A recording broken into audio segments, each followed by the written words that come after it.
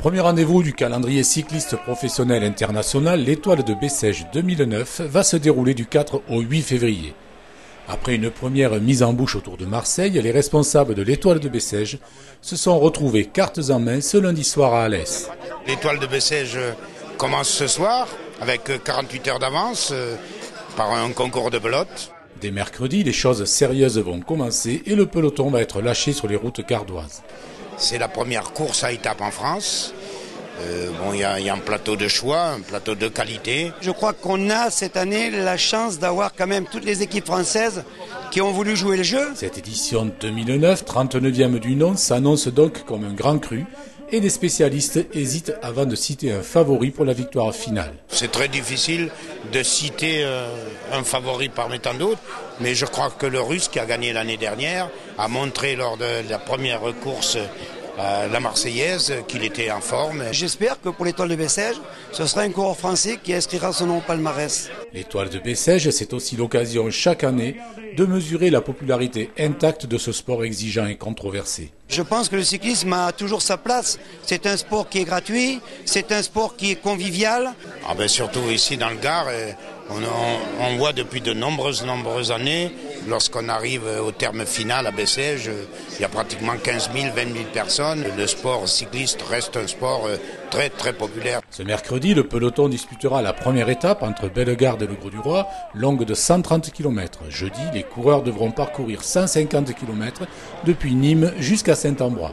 Vendredi, ils en découdront sur les routes sinueuses et pentues des Cévennes pour une étape autour du pays grand combien. Samedi, la station thermale des Fumades sera à la fois le départ et l'arrivée de la 4e étape avant le final à Bessèges sur un circuit de 7 km à parcourir 7 fois qui se déroulera dimanche. Tout est prêt pour un beau succès. Même si les organisateurs s'inquiètent un peu de la météo capricieuse, ils n'en continuent pas moins à croire en leur bonne étoile. Je crois qu'il va faire bon. Il a toujours fait soleil sur l'Étoile de Bessèges.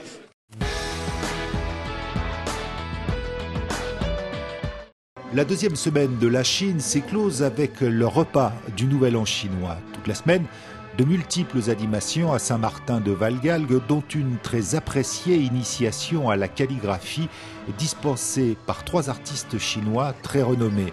L'espace La Faralès a aussi accueilli une grande soirée présentant l'ensemble des facettes de la culture chinoise, dont ses danses,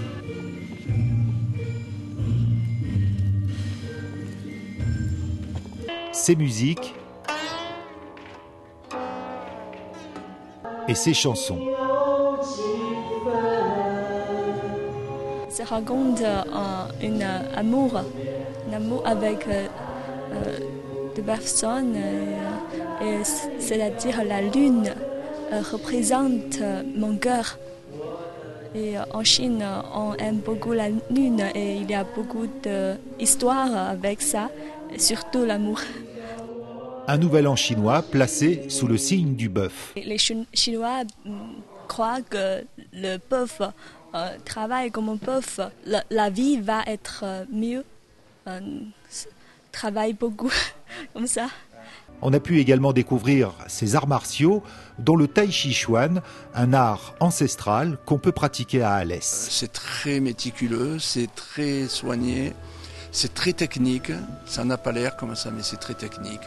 C'est les polarités yin-yang, toujours en dualité, et qu'il faut maîtriser. Alors ça, c'est un art, quoi. L'association Chine-Cévennes veut développer les échanges culturels entre la France et la Chine. À Alès, des cours sont assurés au lycée Bellevue et à l'école des Mines, qui a d'ailleurs noué des liens interuniversitaires et ce n'est pas fortuit. Comme vous savez, la Chine, c'est un grand pays avec 1,3 milliard de consommateurs. C'est un grand marché incontournable. Donc pour les enfants qui apprennent le chinois, ça peut être un atout pour plus tard démarrer leur carrière. Chine-Cévennes organise toute l'année des stages de cuisine, de chant, des cours de calligraphie et de danse et peut aussi proposer toute une palette d'animations clé en main.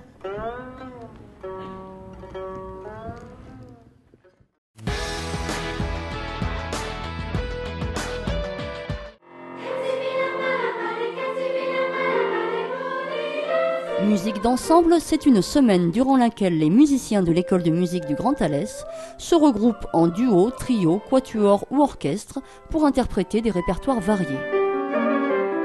Être musicien, c'est se retrouver dans un groupe, être à l'écoute du groupe, respirer ensemble, jouer ensemble. Et je pense que ce moment de partager la musique, pour les musiciens et pour le public, est très important pour l'école. Jusqu'au 6 février, en divers lieux du Grand Alès, ces jeunes musiciens donnent donc gratuitement un aperçu de leur talent. On se rend compte aussi que l'on a une fidélité, c'est-à-dire une fidélité d'un public bien sûr qui est rattaché à l'école, avec les parents, les familles des musiciens, mais aussi un public qui prend maintenant rendez-vous avec nous juste avant les vacances d'hiver pour partager des moments musicaux. 2 temps forts marqueront la fin de la semaine. Le premier est un concert de guitare jeudi 5 février à 18h à l'église de Saint-Martin de Valgalgues. On a énormément de musiciens en guitare, plus de 100 musiciens, et donc dans différentes unités. Et là, on avait un projet cette année, un rêve, c'était de monter un ensemble de guitares avec tous les musiciens de l'école. Second temps fort, un concert jazz et harmonie vendredi 6 février à 18h à la salle Georges Brassens de Saint-Martin. Nous avons créé cette année un orchestre d'harmonie premier cycle, les débutants, et un orchestre d'harmonie 2e et 3e cycle. Là, je pense qu'ils vont avoir préparé un programme très intéressant. Autant de prestations qui démontrent la grande vitalité de l'école de musique Maurice André. C'est une école qui vit bien, on a plus de 700 inscrits et des listes d'attente malheureusement, mais voilà, c'est la rançon de la gloire, on dit peut-être, c'est ça.